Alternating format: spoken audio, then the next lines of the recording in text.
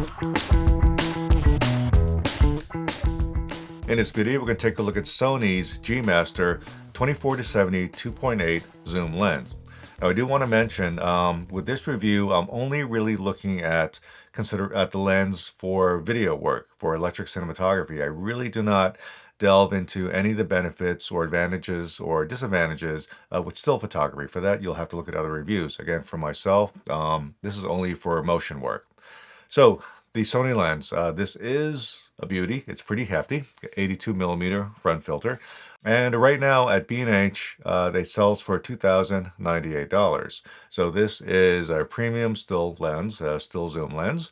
And again, I'm just wondering, how does this work for video? So let's jump and take a look at a couple of the tests I did to judge the characteristics of the lens.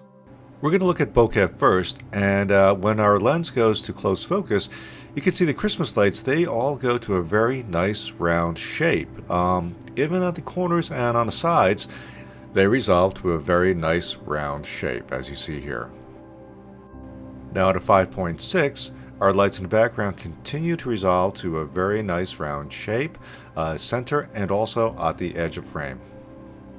And at f11, our lights in the background, again, are very clean, no signs of stop signing. I do want to mention on our first take, our color balance was of course off, but that of course does not affect the bokeh in the shot. And looking at flare, again, we're wide open, and I'm a little surprised by the amount of flare that this lens gives out, but it's actually really nice. These are nice round, orbs of light, again, in the planetary system look, but very pleasing. Now, at a 4.5, more of the same, but we're also starting to get a trace of this large circular flare throughout the frame.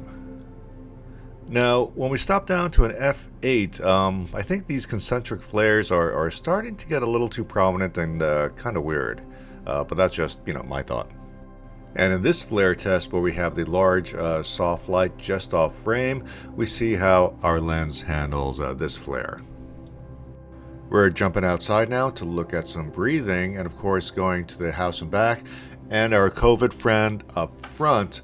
I'm looking at the top edge and the left edge to see again if there's a change of magnification as we go from far to close focus. And it's there, but it's really not that bad for a still lens. And this chart here, of course, helps us visualize breathing as the size of the squares change. Now, disregard the camera moving around as I barrel focus, but as we notice outside, the breathing is really not too bad for a still lens. And now looking for distortion, we're at 24 millimeters, and I do detect a very slight amount of barrel distortion at 24. And at 50, just a little bit of barrel distortion is still there, but of course, much better. Now, I have to make a quick comment about a slight amount of barrel distortion.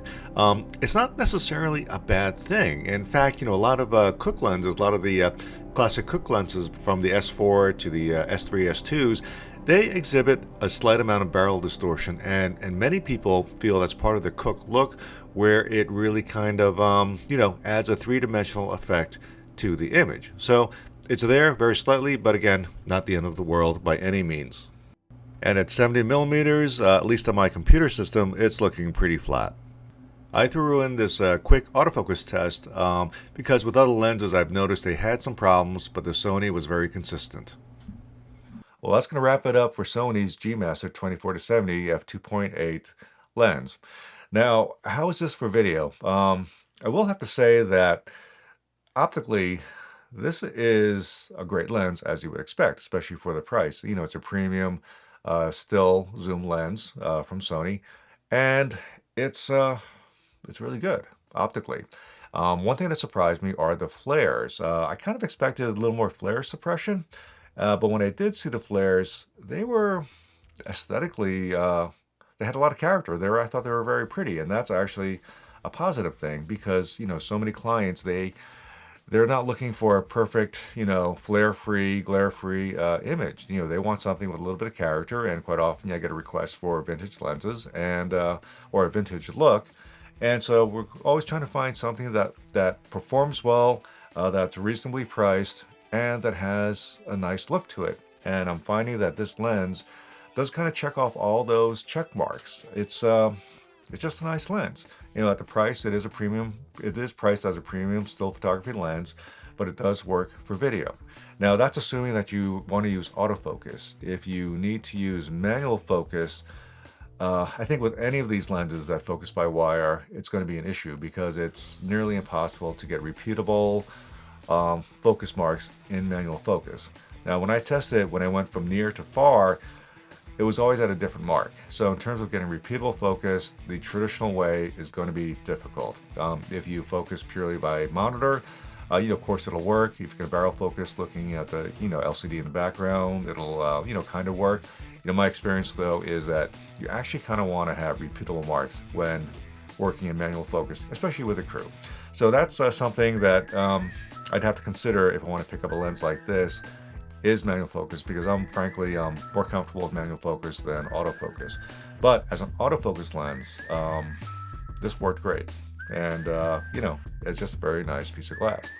Well, that's about it, and we'll see you on the next one.